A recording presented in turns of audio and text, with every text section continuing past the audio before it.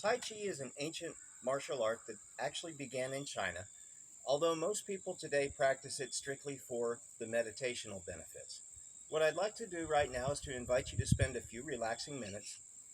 Take your first steps into Tai Chi. Let's get started. First thing I'd like you to do is to learn the salute. What we'll do is we'll make a fist with our right hand, we'll tuck our left thumb as such, and fold the fingers of our left hand over top of the knuckles. The fist shows that we are studying a martial discipline. The left thumb being tucked represents humility, and the fingers over top mean friendship. Now, this is not an expression of inferiority versus superiority. It's merely a show of respect between participants, very similar to shaking hands as we do here in the U.S. And the first thing I'd like you to do is stand with your feet together, arms relaxed, and let your knees bend just a little bit, just enough to lower your center of gravity about an inch. From here, we'll take our left foot, separate our feet to about shoulder width. Inhale, bring your hands up to approximately shoulder height, relax, and allow your weight to sink down into your hip girdle. Now, I want you to think of your body not quite like wet spaghetti. That's a little too lax. I want you to think of it as more of a thick, elastic rope.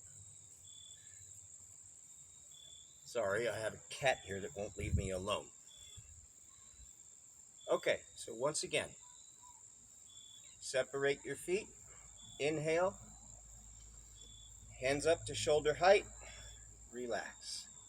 Now, our first posture is going to be called embracing the moon. And what I want you to do, put all of your weight on your right foot, touching your left toes to the floor. I should be able to pick this foot up, almost like I'm dipping my toes into the bath water. Make sure it's not too hot. I'm going to hold my left hand at my waist level and my right hand at my hip, my chin, as if I'm holding a large beach ball. One thing that I want to point out is that I don't want my hands to be too close to my body. I need to have space in this direction as well. So I'm not holding a disc, I'm holding a sphere. Another common mistake that I see in many beginning students, and I'll show you this, is that when we execute our first posture, called warding off, I see a lot of people extend their arm. That's not really what I'm looking for. From embracing the moon, my right hand drops to my belt, my left hand comes up in front of my chest, I step forward and I turn from my waist. One other point to note is that when I step forward, I do not want to step in a straight line. If I have my feet on the same line, I'm almost like walking a tightrope. I don't want to be on the tightrope. I want to be on railroad tracks. So there's a channel going between my feet. So once again, let's start from the beginning. Inhale. Hands up to shoulder height. Weight on the right foot. Embrace the moon. Press my right hand down to my hip. Left hand comes up in front of my chest and I step forward, touching my heel first, almost as if I'm pressing the gas pedal of the car.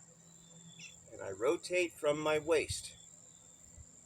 Now, this is the only time I'll tell you to do this. I want you to turn your shoulders back just about 30 degrees. Now I'm going to put all the weight on my left foot, embrace the moon, and I'm going to ward off on the right side. So my left hand presses down to my hip, the right one in front of my chest, turn from my waist. Remember, it's not this. Motion comes from my waist. As such.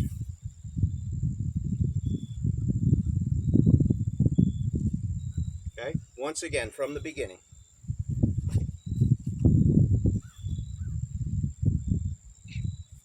Hands to shoulder height. Embrace the moon. Ward off. Make sure you're stepping on to give yourself that channel.